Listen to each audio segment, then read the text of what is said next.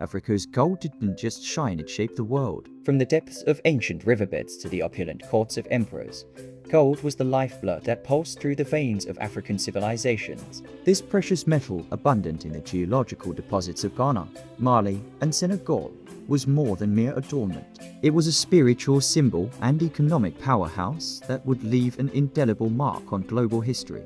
Part 1: Gold in Africa. Origins and abundance. In the earliest days, gold was harvested through simple yet effective methods. Skilled hands sifted through river sands, panning for glittering flakes, while shallow shafts were dug to access richer veins. These techniques, though primitive by today's standards, yielded wealth beyond imagination. From riverbeds to royal courts, gold was Africa's heartbeat, setting the rhythm for trade, culture, and power. Part 2: Ghana Empire, the land of gold.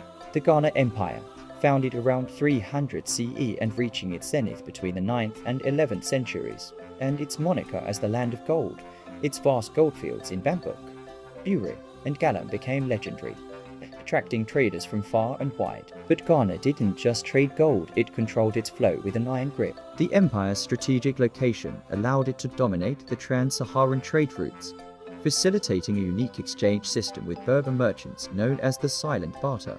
Part 3: Trans-Saharan trade routes. As camel caravans traversed the scorching Sahara, guided by the expert Tuareg and Sanhedja Berbers, a remarkable network of trade emerged. The desert wasn't a barrier, it was a bridge of gold, connecting the gold-rich south with the salt mines of Tugaza in the north. This salt for gold exchange became the backbone of a thriving economy, with bustling trade hubs like Timbuktu, Jen, and Geo rising to prominence. Part 4: Mali Empire. Mansa Musa's golden age.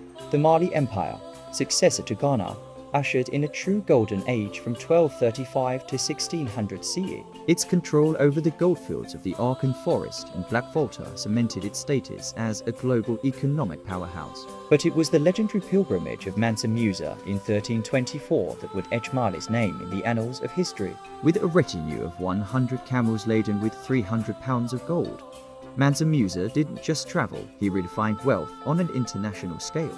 Part 5: Songhai Empire and trade expansion. As Mali's influence waned, the Songhai Empire rose to fill the vacuum from 1430 to 1591 CE.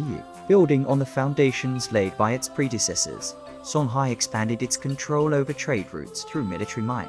The empire didn't just trade in gold, it diversified, exporting salt, ivory, and kola nuts alongside the precious metal. Songhai turned trade into empire, extending its reach and influence across vast swathes of West Africa. Part 6: Gold mining, trades, and impacts in other countries of Africa.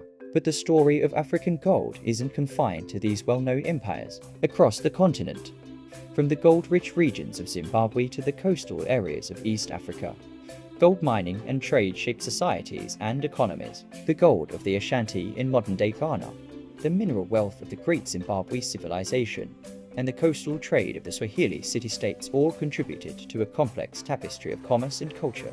Part 7: Gold's global impact. The impact of African gold reverberated far beyond the continent's borders. In the Mediterranean, cities like Florence, Genoa, and Venice minted coins from African gold, fueling their own economic renaissances. Islamic empires clamored for the precious metal, using it to craft exquisite jewelry, illuminate manuscripts, and finance armies. European merchants became increasingly dependent on African gold, with 2/3 of medieval Europe's gold originating from the continent. Part 8: Cultural and economic legacy. This golden tide lifted more than just coffers. It raised civilizations. Wealthy elites emerged, patronizing scholars and artisans. Magnificent mosques, palaces, and trade centers rose from the earth, their grandeur a testament to the power of gold. The metal became more than currency. It was a medium of decoration, diplomacy, and cultural expression. Africa's gold built cities and civilizations, leaving an architectural and artistic legacy that continues to awe us today. Part 9: Decline and colonial disruption. However, the glitter of gold would eventually dim. The shift to Atlantic trade routes in the 15th century marked the beginning of a new era. Portuguese explorations along the African coast opened new avenues for exploitation, and gradually, the slave trade began to eclipse the gold trade. Africa's wealth was rerouted, its story rewritten by colonial powers eager to reshape the continent's resources and people to their own ends. Part 10: Conclusion and reclaiming the golden legacy. Yet, the legacy of Africa's golden age persists. The skills of ancient metallurgists live on in the intricate goldwork of modern artisans. The trade routes that once carried gold across deserts now carry ideas and innovations. And the stories of Africa's golden empires continue to inspire new generations to reclaim their heritage. As we reflect on this epic tale of wealth, power, and cultural exchange, it becomes clear that Africa didn't just have gold, it had genius. The ingenuity required to extract gold from the earth, the diplomatic acumen to control its trade, and the artistic vision to transform it into objects of beauty all speak to a rich intellectual tradition. Africa was the gold standard not just in terms of mineral wealth, but in its capacity for innovation, governance, and cultural influence. Its golden legacy reminds us that the continent's contributions to world history are far more valuable and enduring than any precious metal. In understanding Africa's golden past, we gain insight into its potential for a brilliant future. The same spirit of entrepreneurship, creativity, and resilience that built empires of gold can now be harnessed to address modern challenges and opportunities. As we close this chapter of history, let us remember that Africa's wealth built the world. Its gold flowed through global economies. Its ideas enriched cultures far beyond its shores, and its legacy continues to shine. In reclaiming this golden heritage, Africa stands poised to write new chapters of innovation, leadership, and prosperity.